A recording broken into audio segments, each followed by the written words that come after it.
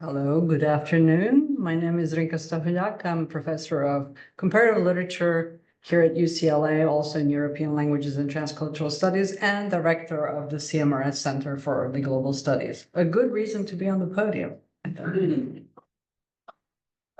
The Richard and Mary Rouse History of the Book lecture series was established in 1993 through the efforts of Richard and Mary Rouse. The series provides an annual venue for internationally recognized authorities on medieval and Renaissance books and manuscripts to present their expertise here at UCLA. This annual event is one of the center's most successful and longest running programs. The series was named in honor of Richard and Mary in 2016 when the 25th lecture was presented. Funding for the series began with an anonymous challenge grant in 1993 that served as the foundation for the History of the Book Lecture Fund. And since that time, the series has been supported entirely by the gifts of individual donors. And so, of course, we are very thankful for your continued support and hope that you will continue to do so in the years to come, and also come and enjoy all of our programs, not just this one. A committee of CMRS SEG's faculty members and associates meets annually to propose speakers and to set the upcoming lecture. Currently serving on the committee are Professors Lamia Balafraj of Art History, Matthew Fisher of the English Department, Dr. Devin Fitzgerald, Curator of Rare Books and History of Printing at UCLA Library, and Dr. Elizabeth Morrison, Senior Curator of Manuscripts at the J. Paul Getty Museum in Los Angeles. I'm very grateful to them for proposing and hosting our 33rd lecture in the series by Professor Kristina Richardson, who is Professor of History at the University of Virginia. As we enter the Black History Month, I want to emphasize how the center's decision to become the Center for Early Global Studies in 2021 allowed us to renew the study of the past.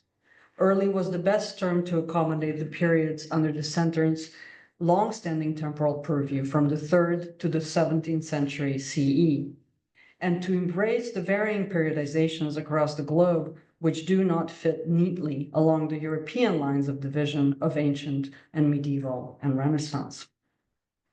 We also wished that the term early circumvented the problem of always centering the past in relation to modernity, and so avoided the term pre-modern.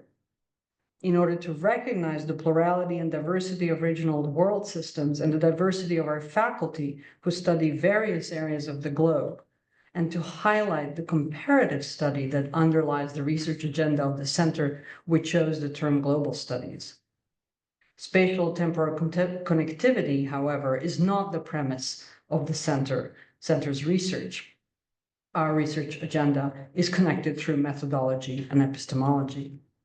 The center champions a new understanding of global studies, that is, it promotes the studies of the early global, where we see all areas of the world as equally epistemologically productive as we pursue comparison and polycentricity while remaining firmly grounded in disciplinarity. Today's talk embodies what we strive to achieve at the center. Our name and mission update also allowed us to account for what we had never previously done. The fact that one of the world's biggest and most important research centers, dedicated to almost 1,500 years of human past, is physically located in California on the Pacific Rim, and therefore connected to the long history of the indigenous North and South Americas, and of course, of the Pacific. CMRS SEGS respectfully acknowledges our presence on the traditional, ancestral, and unceded territory of the Gabrielino Tongva peoples. As a land-grant institution, we pay our respects to the Hunukwatam, Ahihiram, and Eyohinken, past, present, and emerging. I'm pleased now to hand over the podium to Lamia Balafraj, Associate Professor of the Arts of the Islamic World in the UCLA's Department of Art History, she will introduce our speaker today, Professor Kristina Richardson. Thank you.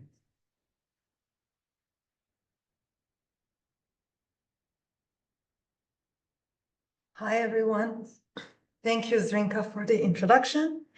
It is my great pleasure and an honor to introduce our speaker today, Professor Kristina Richardson, who is John Elnow III Professor of the History and Principles of Democracy and Professor of History and Middle Eastern and South Asian Languages and Cultures at the University of Virginia.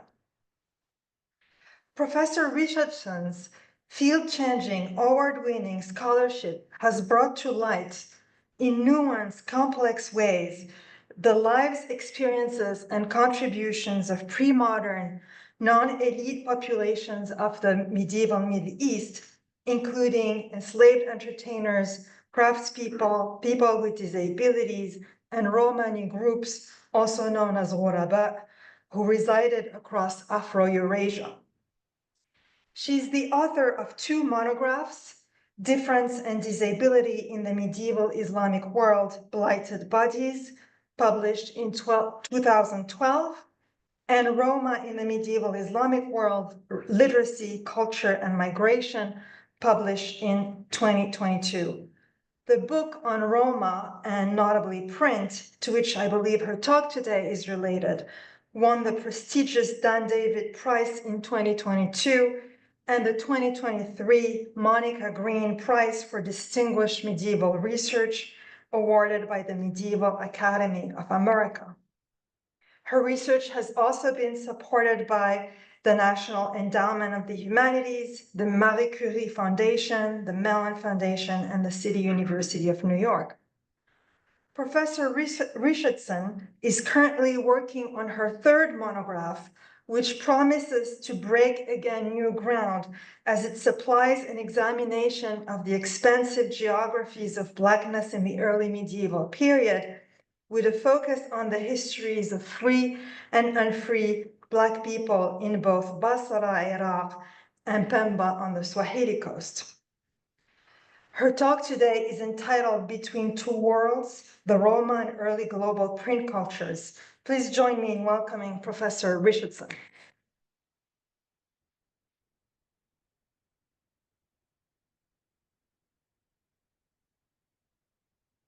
you so much, Professor Balafred, for that introduction, to Professor Zrinka Stahalchuk. I'm very honored to present my arguments here today about early global print cultures. And I'm just going to start with the main argument, kind of just get to the point and then talk around that. But the main argument is that it's really no longer sustainable to think of, say, early Chinese printing, which arose in the early 700s, and early modern prints that arose in Germany, as you can see at right, in the 1410s, as separate intellectual and technical developments. They are linked, and I propose that a long overlooked tradition of Middle Eastern block printing that occurred between the 800s and the mid 1400s is this so-called missing link between East Asian and Central European printing. And the chief printers belonged to a largely overlooked, again, minority group that called themselves the Banu Sasan, which literally means the sons of Sasan. And this was a big tent umbrella term for peoples, including the Roma and others like traveling people, maybe in Arabic, also called the Hajar and the Nawar. Essentially, other groups that we would probably lump today under the very contested term gypsy. But I will discuss later how even this term has scholarly value for understanding the recent and early modern past.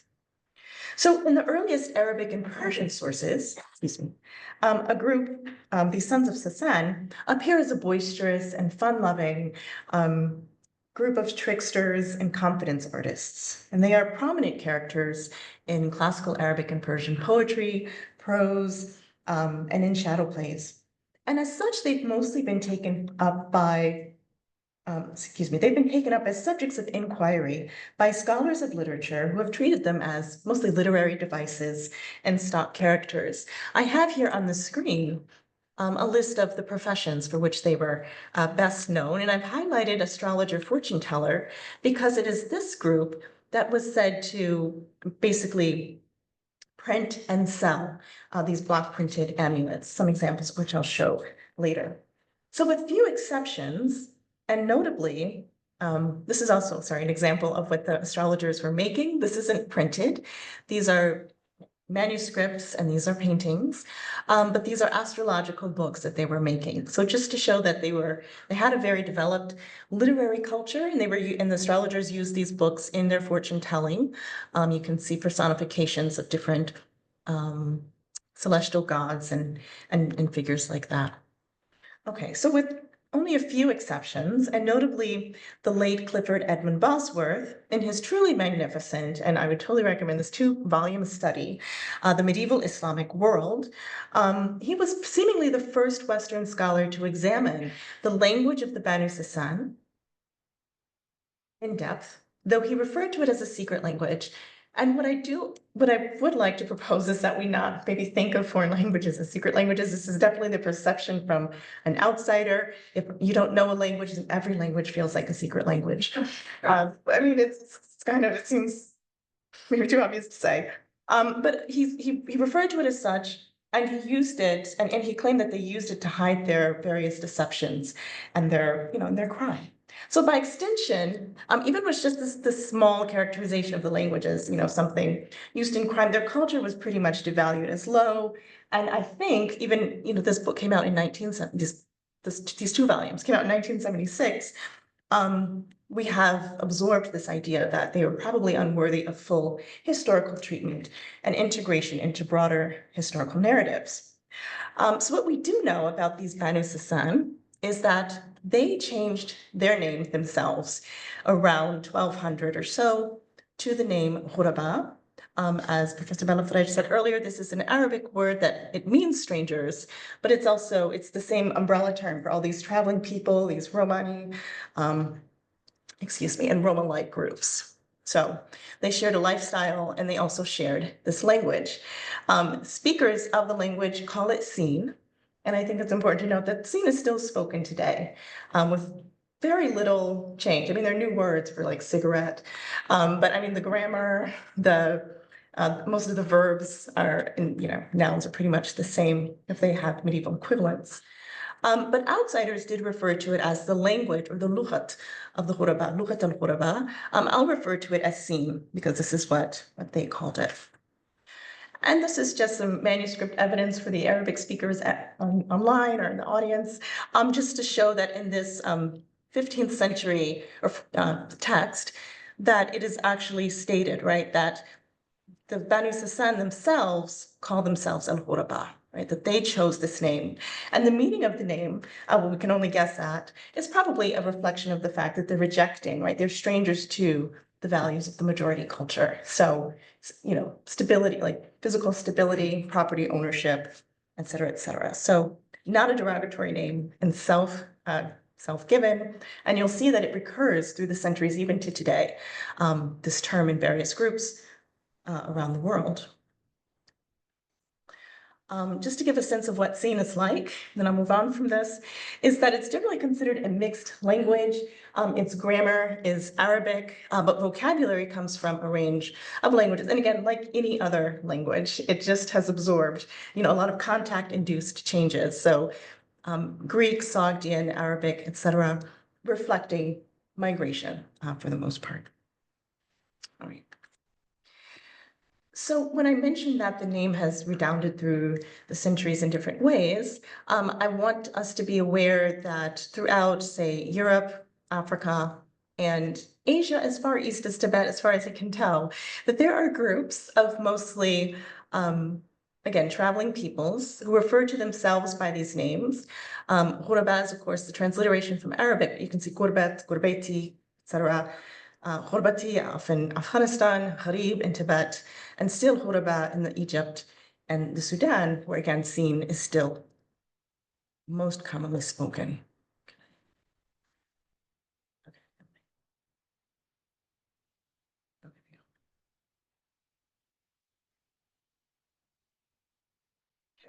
So this is just a Google map of where a lot of scholarship of modern scholars who have actually documented this language. So you can see along the Nile into the Sudan. It is still spoken today. And some have changed their names. They still refer to themselves as Roma, but tribal names have changed over time. So this is a tribe that refers to themselves as the Halab tribe. But again, their language is still seen. And what we do also know about these medieval groups is that they actually do appear in geographical texts, in beyond just the poetry and the prose, which is also very valuable. So we even see, for instance, usually outside of city walls, this says Harat al-Khuraba, so the neighborhood of the Khuraba. This is not a stone wall, but they are next to the citadel, but they are outside of the city walls. So they're close by, but not fully integrated. And for instance, in Aleppo, we have, in the previous map was Damascus, we see Turab al-Khuraba, so the graves or the tombs of the Khuraba. So again, outside of Aleppo's walls, but not too far away, but just to show that, that they had burial grounds, they had living quarters, and they had them in Cairo, outside of Cairo, and everywhere. So this, it's a community that we can actually treat as historical subjects. But what I'd like to focus on a little bit is the very interesting fact that in their mixed language, I've seen that in this period, so again, between 800 and 1500, this is the only language in the Middle East that has terms for printing. Of course, today, all of the Middle Eastern languages have terms for that. But it is very interesting that not just for the verb to print, but also the materials you need to print, the people who print, the actual printed products. And so we have an indication outside of their own texts that suggests that they were really the ones leading the charge, as they claimed. They claimed they're the only ones doing this and that they were hiding the technology from everyone else. And even when, say, Arabic speakers are writing about the products, they're using seen words. They're not using, say, portmanteaus from different other languages. So just to give a sense of maybe what they were printing, I like this example because it's multilingual, and I'll show others, but you can see that the central text is in Arabic. This is the story of the seven sleepers. And all of these early prints were religious texts. So Christian, Jewish, and Islamic in the Middle East, even the early Buddhist prints from China, right? They're all religious texts. So that's interesting. That's always the first, and same with Gutenberg, the Bible. So we also have other scripts along the margins. We have Greek, we have Hebrew, we have Syriac at the bottom. Sorry, the Greek is up here a little bit. You might be able to see it best here. So 4 languages on a single print, and that's pretty remarkable. Just to show you another example of Hebrew printing, this seems to be from the 1300s. It's a little bit later, but just to show that this is a biblical text from the book of Deuteronomy. Here's the translation of the Hebrew here. But what is also interesting is that one of the scene-speaking poets actually wrote about the fact that among his group, and so this is a poem both in Arabic and scene, and he writes about the printing, he switches to scene, right? That his hand is printed with a printing block made of tin, and he prints in the languages of Syriac, followed by Hebrew. So before we had, say, the specimen from the University of Utah, this all felt very abstract and maybe, just maybe a literary conceit. But a lot of what they've written really does, you can verify it through a lot of these sources. My personal opinion is this is probably the earliest Arabic block print that we know of. And block prints come on the market and to the attention of librarians pretty regularly. So I could really tell you something else in 6 months. But this one at the Metropolitan Museum of Art is dated to about the 10th century based on the paper. And also the script. This is a microscript, it's very tiny, but just so you can see what's maybe happening, you can see the spaces between probably what were separate print blocks, right? So these are productions, accumulative productions, but they're quite pretty. And they can also integrate images with text. So this is one, and I thank Devin Fitzgerald, who is not in town today, but for sharing this information with me, but that UCLA, you've recently acquired this block print, this dark one here that I've that I have some close-ups of. And just to say, it's quite beautiful, and you can also see, maybe not breaks, but you can see maybe headers, like a single word in the middle of a line, just to show divisions of text. And it's a little similar in composition to this one. There are two examples of this one, bless you, in Munich and at the University of Utah. So where you have this decoration on top, you have text, and then a single text at the bottom of a black background and a white of that text. All right. So these are just various examples. Different shapes, different sizes, different scripts, right? This script looks very different from this script, which looks different from the script here. So just to say that I am unfortunately not an art historian, so I'm not doing the work of categorizing the types of block prints that are out there. That work should be done, but to say that it is a very rich field to look at. I mean, this one at Munich, it was just, someone discovered it tucked into a manuscript, and they just had a new acquisition suddenly. So, which is brilliant. I love to hear that. And I met with the library, and she's lovely. Who tells me all about it. So anyway, so it's out there. Please keep your eyes out and let me know what you find. Last one I'll show you is another one from the Met, a little later, excuse me, 11th century. But I just want to show this one because it seems to mimic handwritten. This is a handwritten, excuse me, Quranic scroll. And you can see the chapter division and the Arabic, and you can see it kind of mimicking of, this is the Quran. And these represent the earliest Quran, printed Quran, excuse me, earliest printed Qurans that we have in existence. So it's pretty remarkable. Okay. So we can talk a little bit more about that, but I want to talk about when the Roma, and specifically these Ghuraba, actually kept migrating and kept moving out of the Middle East. So we find the clearest record of Roma entry into Central Europe, in Europe at all, in the imperial registers of Sigismund, who's pictured here, King Sigismund, who's pictured here at center, the King of Hungary and the Emperor of Germany. And on the 13th of March, excuse me, 1417, sorry, I'll come back to that image. But on 13th of March here, in 1417, a petitioner approached King Sigismund while he was attending the Council of Constance, which was a convocation of archbishops, bishops, and deacons to resolve the papal schism. This petitioner either approached King Sigismund at the Cathedral of Constance, where the council regularly convened, or perhaps the nearby Augustine monastery close to the lakeshore where the king was staying as a guest. And anyway, in any case, the first petitioner was this Michael, Duke Michael, Herzog Michael von Ägypten, so the Duke Michael of Egypt, who managed to secure a letter of safe passage, as it says here, einen Geleits- und Schutzbrief. So this letter permitted him and his band unrestricted travel in the king's realms. Though King Sigismund's letter to Duke Michael has not been preserved in total, we do have German chronicles that do refer to the same year, 1417, and they refer to the letters of recommendation from Sigismund, King of the Romans, and they also talk about the reasons for which Duke Michael was given this letter. So the chronicler here says that the reason for their wandering and pilgrimage was because they rejected Christianity, and that they had received as converts from paganism to Christianity. So converting from Islam to Christianity, they seem to have flip-flopped in their faith, and finally they've resettled on Christianity, and they were bound by the command of Eastern bishops to go on a pilgrimage for 7 years. So 7 years from 1425. And what is interesting is that the next letter of safe passage that we do have is from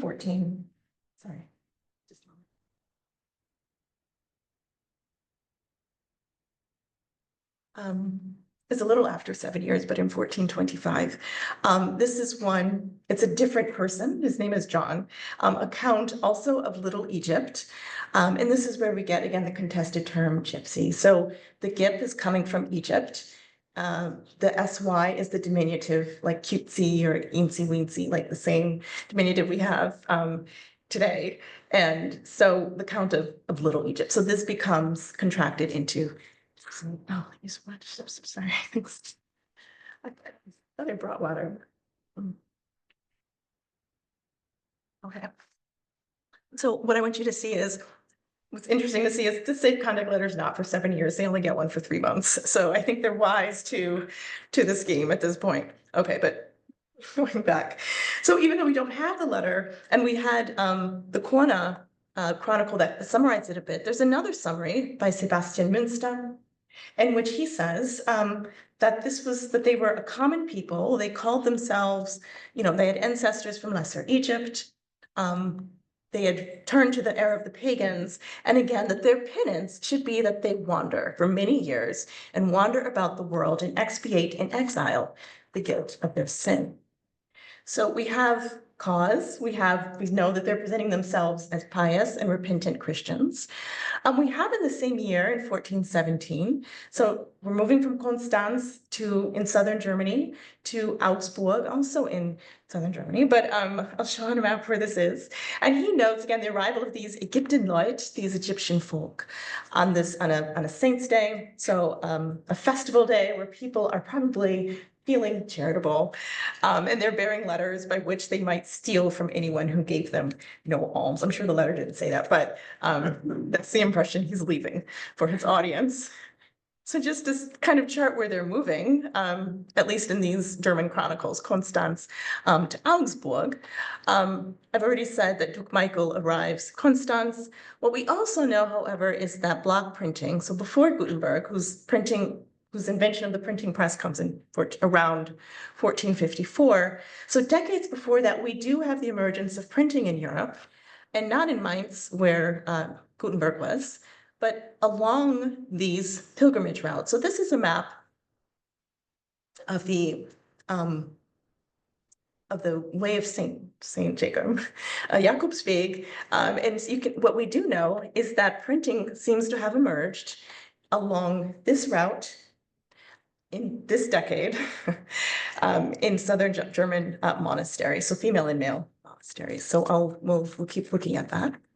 These are the earliest examples that we know of to date of print on paper in Central Europe. You can see these are religious themes. Saint Sebastian at right, who's shot with arrows, refusing to die, and also Saint Dorothy holding the hand of the Christ child.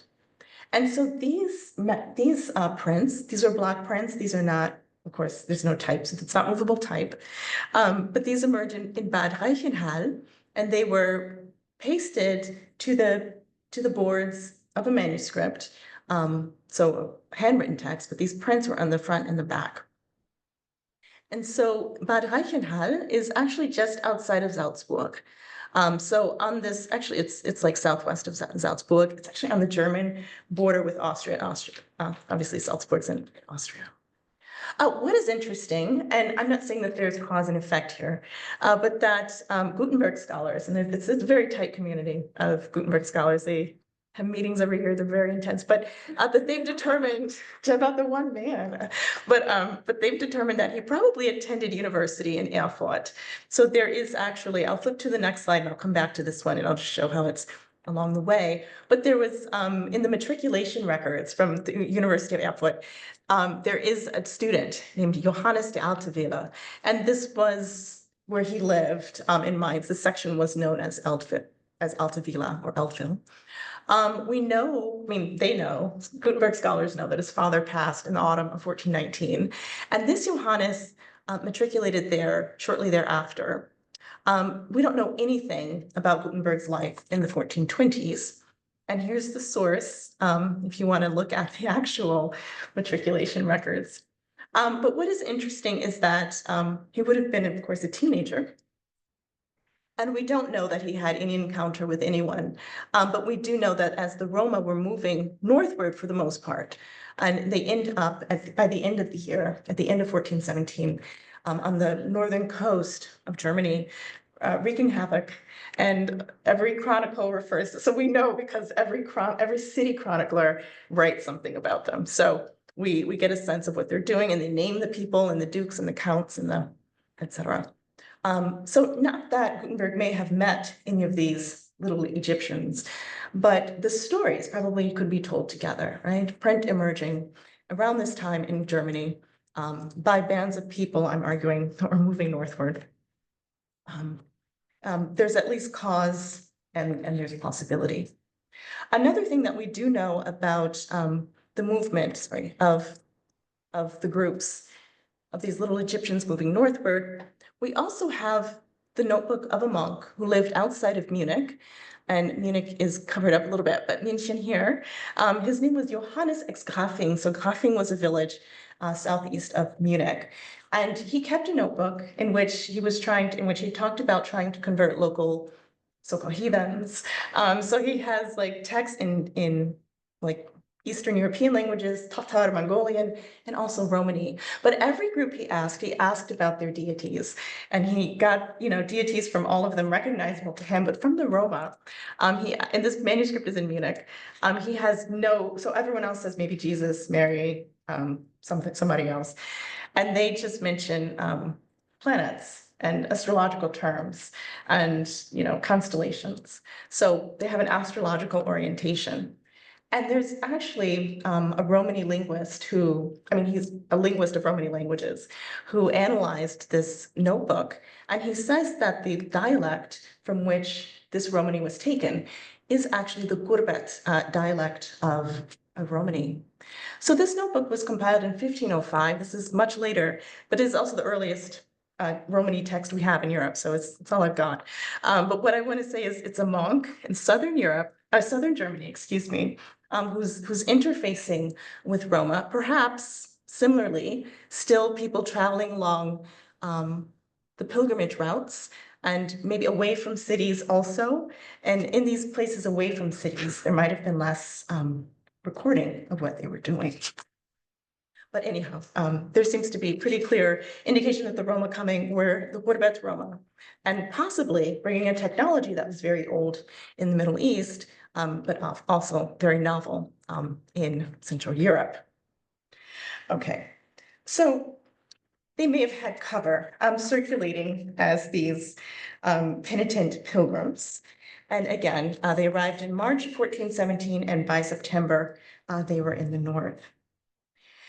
Now, I also, in the second part of the talk, I'd like us just to think about ways in which I've made an argument, and I can elaborate on that, in the ways in which probably print was connected between Asia and Europe by these traveling peoples, but also the impact of actually recognizing little Egyptians in their midst and how that might have shifted the ways they thought about the Middle East, specifically in biblical context, which is probably a lot of how they thought about the Middle East. The Ottomans, but also biblical stories. So this woodcut, which was produced between 1420 and 1450 in the Upper Rhine Valley, which is between Lake Constance and the North Sea, it depicts a bearded, tonsured man, as you see, leading a donkey, and a wooden paddle hangs from his belt. Riding side saddle on the donkey is a woman who's balancing a basket of chickens on her head, and an infant in a cradle on her knees. And the ends of a large cloth are tied over her right shoulder, and behind her the cloth bulges with the roasting cage and bellows. And the large knot at her shoulder was a widely recognized sartorial feature of little Egyptian women that artists reproduced and chroniclers noted throughout the 15th century. So she is using both hands, as you can see, to spin wool or flax on a spindle and distaff. And the speech bubble up here reads in part, Ich heiß Metz Unmus, or my name is Busybody. So this woodcut is thought to be, quote, one of the earliest known cuts of a profane subject. But I think it was in fact inspired by Christian iconography of the Holy Family's flight into, and this is significant, Egypt. So the Holy Family entered Egypt as a righteous, poor trio. But these little Egyptians, representing the antithesis of a model Christian life, enacted the reverse journey, leaving Egypt as impoverished wanderers and suffering rejection wherever they went. The encounter with Egyptians forced European Christians to reimagine a biblical past that accommodated their existence, ultimately constructing these Egyptians as the ultimate strangers. So racial hierarchies found biblical justification, right? As Noah's sons were thought to be the progenitors of every race on earth. But the Egyptians actually escaped this. The little Egyptians escaped this taxonomy and came to represent any heathen. Now, first, you can see in this block print, and it's a block print, the print from Braunschweig, they're moving from right to left.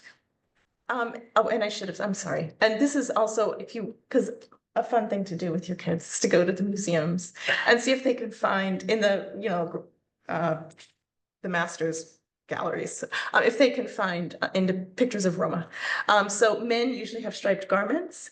I did not do this work. This is the work of Edwin Pokorny, art historian, who's worked on Romany representations. And women have flat turbans, they have the knotted cloak, they're carrying babies, they're usually barefoot, and their children have pierced ears. So this is the visual idiom for Romany people in this period.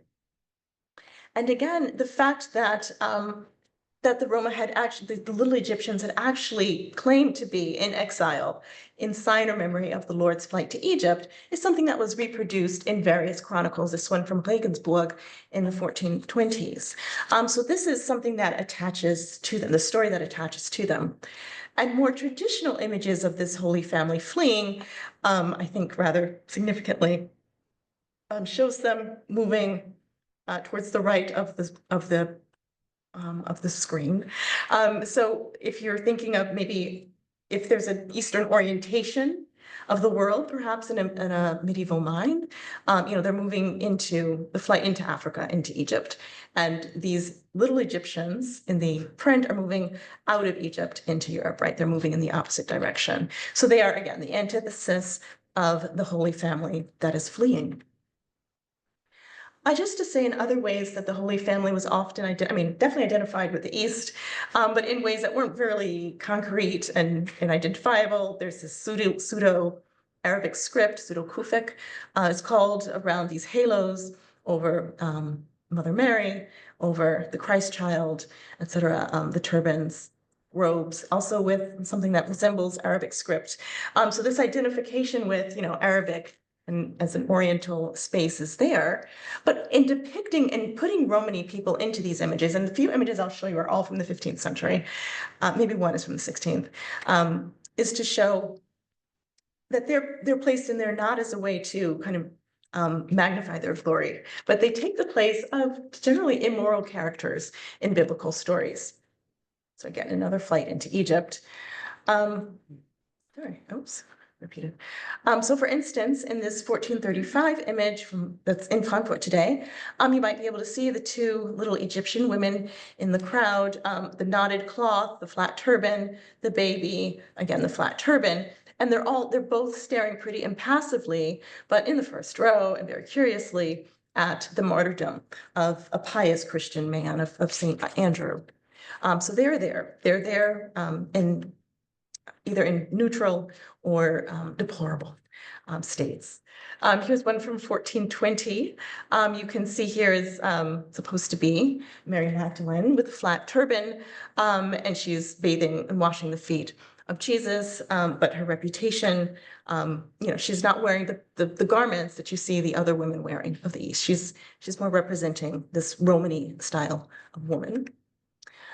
Salome as well, participating in the beheading of John the Baptist. So again, she's depicted with this Romany turban.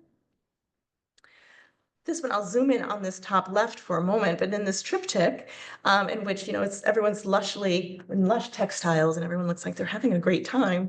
But in this story about Israel and Egypt, I'll zoom in and you'll see this woman and her child. She, of course, has the knot at her shoulder, the flat turban. Her child, I don't know if you can see this well, but has a pierced ear. And so their dress marks them, again, I'll go back, to other women, for instance, in these images. Women with, well, this is, of course, an angelic figure, but yeah, they're very much marked as different, but again, in this Romany style.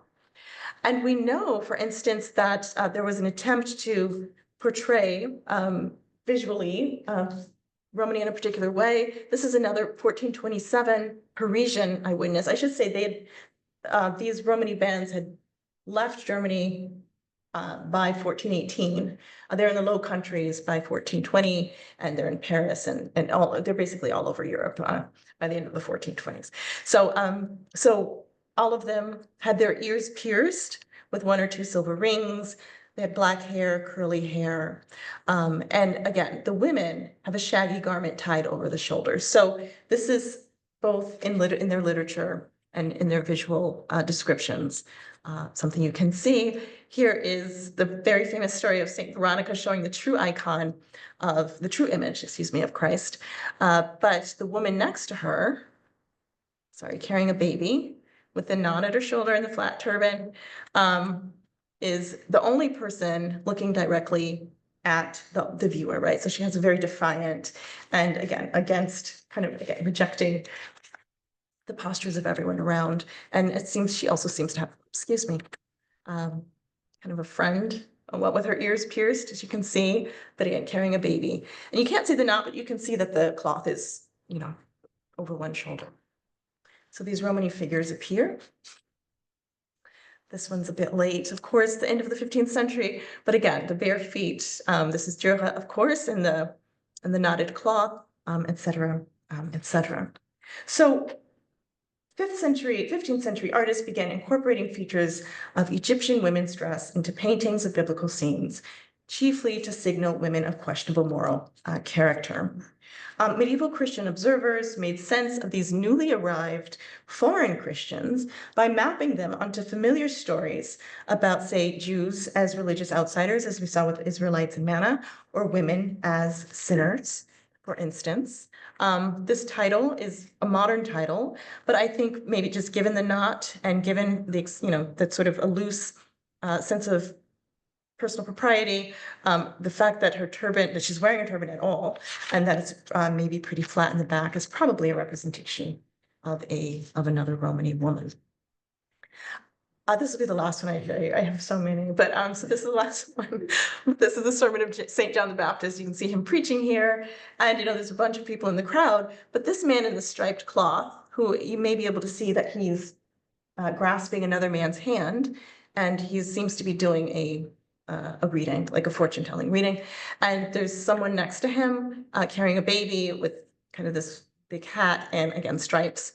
And again, like with the Saint Veronica, he's facing you directly. He's the only one looking at the viewer directly. And again, very defiant and different, but again, marked by the stripes. That's how they were mostly depicted. Okay, so if we start with the assumption, and thank you guys for walking with me through these very two arguments about maybe Roma bringing print into Central Europe, and also about maybe how their arrival transformed conceptions of Hebrew Bible and Christian Testament stories. So to tell maybe the story of Europe and the Middle East with groups like that might be fruitful. And if we start with the assumption that everybody has an intellectual history, really our event caterers, homeless individuals, bus drivers, everyone. And it may be based on things we despise or things we distrust or mistrust. It could be astrology, it could be pop psychology, it could be podcasts from Joe Rogan or whomever. But everyone, and it is not available. And even if intellectual histories of people in subjects are not available to us as texts, as then the art historians and archaeologists among us can attest that we can find hints in their material culture, even in the soil. Or we can read backwards from their actions, if these are peoples without actual, again, written sources, to find first principles and to find maybe how certain ideas were developing. To find, say, from slave revolts, excuse me, to read back from that kind of activity, ideas about human dignity, one's place in the world, or expectations for one's life, right? So we don't necessarily have to have written texts, but I do think, again, it sounds very, again, like I was saying about secret language, it sounds very obvious, but I think that could be a methodology we could all carry into it, just assuming that everyone has some sort of intellectual history. We may not like it or respond well to it, but I think that's a good first step for entering into histories of people typically on the margins of society and written out of broader histories of majority groups, Europe or the Middle East or elsewhere, and maybe how to return them into this, bring them back into the fold. All right, so thank you again for your attention.